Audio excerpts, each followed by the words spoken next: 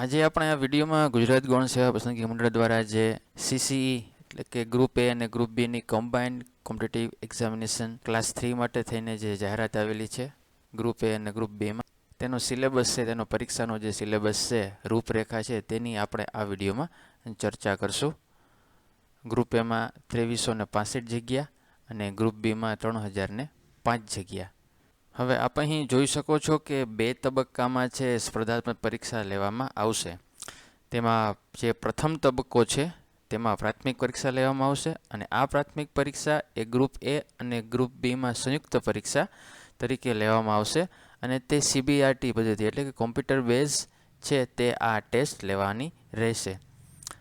તેના જે ટૂંકો સિલેબસ છે તે આ મુજબ છે. ઇંગ્લિશના છે એ 15 માર્ક્સ રહેશે, ગુજરાતીના 15, જનરલ અવેરનેસ અને કરંટ અફેરના 30 માર્ક્સ, ક્વોન્ટિટેટિવ એપ્ટિટ્યૂડના 30 માર્ક્સ અને રિઝનિંગના 60, એ રીતના 150 માર્ક્સનું આ પેપર રહેશે.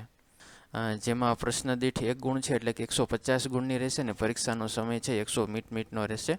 જેમાં પ્રશ્નના પ્રત્યેક ખોટા જવાબ દીઠ છે 0.25 ગુણ છે નેગેટિવ પણ આપશે.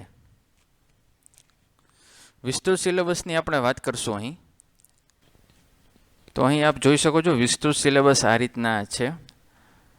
The scheme and subject of main examination of the post term and group A is the rule 6 all consider of the following paper. એટલે કે ગ્રુપ એનો જે છે તે સબ્જેક્ટ અને સ્કિલ આ પ્રમાણે રહેશે. મેઇન એક્ઝામિનેશન માટેની અહીં વાત થાય છે, જેમાં ગુજરાતી લેંગ્વેજ સ્કિલ છે તે 100 માર્ક્સનું રહેશે, ઇંગ્લિશ લેંગ્વેજ સ્કિલ છે તે 100 માર્ક્સની રહેશે અને જનરલ સ્ટડીઝને લગતા પ્રશ્ન છે તે 150ના રહેશે. આ રીતના 3, 6 અને 3, 9 કલાકનું ડ્યુરેશનમાં પેપર રહેશે. ટોટલ 350 ગુણની આ મેઇન એક્ઝામિનેશન છે. જેમાં પાર્ટ 2 સિલેબસ પણ અહીં આપેલા છે 200 માર્ક્સનો 120 મિનિટનો. પાર્ટ 2ની અંદર ઇન્ડિયન સ્ટેટ્સ સિસ્ટમ અને કોન્સ્ટિટ્યુશનના જે પ્રશ્ન છે તે 20 માર્ક્સના રહેશે. ઇન્ડિયન ઇકોનોમી, સ્ટેટ ઇકોનોમી અને નીતિ આયોગની જે ચર્ચાઓ છે તે પણ 20 માર્ક્સની પૂછાવાની રહેશે. પબ્લિક એડમિનિસ્ટ્રેશન એન્ડ ગવર્નન્સના 20 માર્ક્સ હશે. Discipline and ethics in public services છે તેના 10 માર્ક્સ રહેશે. Information of various government scheme છે, જે નોખી પ્રકારની ગવર્મેન્ટની જે યોજનાઓ છે તેના 30 માર્ક રહેશે. રિજનલ, નેશનલ અને ઇન્ટરનેશનલ ઇમ્પોર્ટન્ટ ઇવેન્ટ્સ છે અને કરંટ અફેર તે 30 માર્ક્સનું અહીં રાખવામાં આવેલું છે. હિસ્ટ્રી અને જિયોગ્રાફીના 20 માર્ક્સ અહીં રહેશે. કલ્ચર હેરિટેજ ઓફ ગુજરાત, અહીં ખાલી કલ્ચર ગુજરાતનું જ પૂછેલું છે, ઇન્ડિયાનું નથી. તેમાં આર્ટ અને લિટરેચરને લગતા જ મુદ્દાઓ રહેશે, તેના 10 માર્ક્સ છે. ગુજરાતી અને ઇંગ્લિશના 20 માર્ક્સ છે.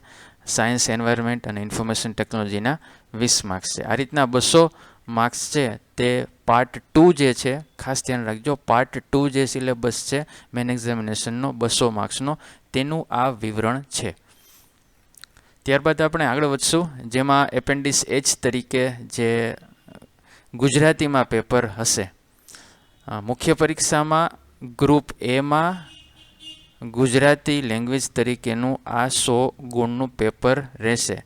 આમાં 2 ભાગ છે, પેપર 1 અને પેપર 2. જેમાં પેપર 1 છે તેની અહીં માહિતી આપું છું, આના પછી પેપર 2ની હું માહિતી આપીશ. એટલે મુખ્ય પરીક્ષા જે છે તે ગુજરાતી માધ્યમ જે રાખ્યું હશે તેના માટે થઈને આ રીતના રહેશે, જેનો 3 કલાક સમય છે અને 100 ગુણનો પ્રશ્ન છે. નિબંધ રહેશે 3 પૈકી કોઈ પણ એકના આશરે 250 શબ્દોમાં 15 ગુણના, જેમાં વર્ણનાત્મક, ચિંતાત્મક, સાંભળ સમસ્યા પર આધારિત છે તેના વિશે મુદ્દાઓ છે. વિચાર વિસ્તાર 3 પૈકી કોઈ પણ 2, કાવ્ય પંક્તિ અને ગદ્ય સૂક્ત વિચાર વિસ્તાર તે આશરે 100 શબ્દોમાં લખવાના રહેશે. 10 માર્ક્સના તે છે.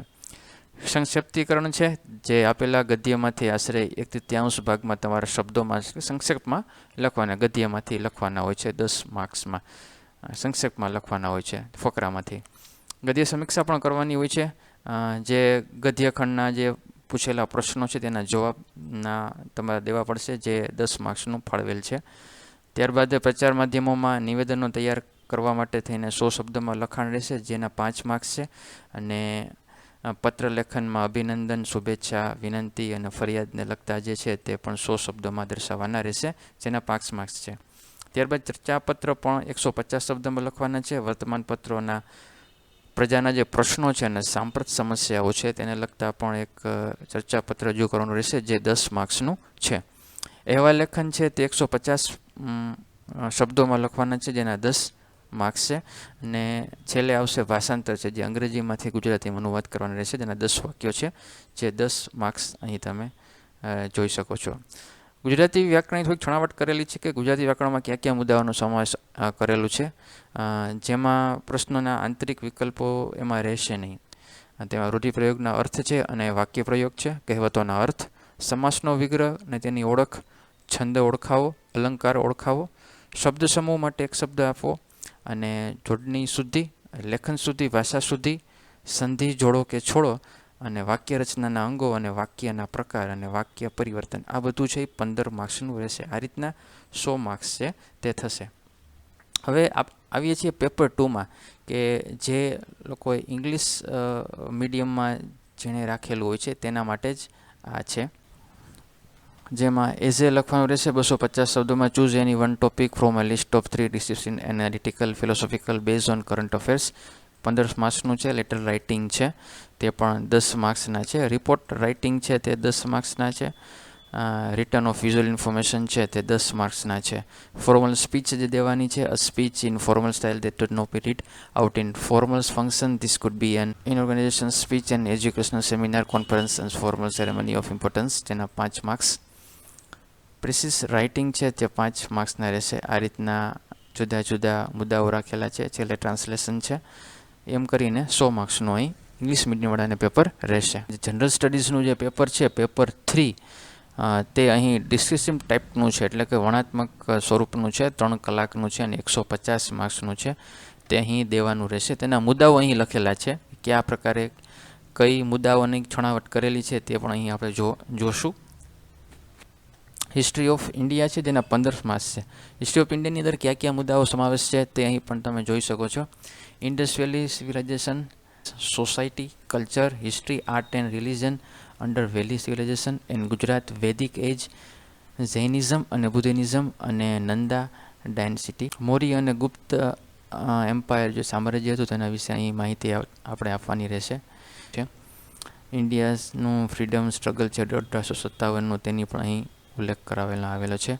મહાત્મા ગાંધીનું નેશનલ સીન અને ઇમ્પોર્ટન્સ ઓફ તેના આઈડિયાઝ, પ્રિન્સિપાલ અને ટેકનિક છે તેની પણ અહીં ચર્ચા લેવામાં આવેલી છે.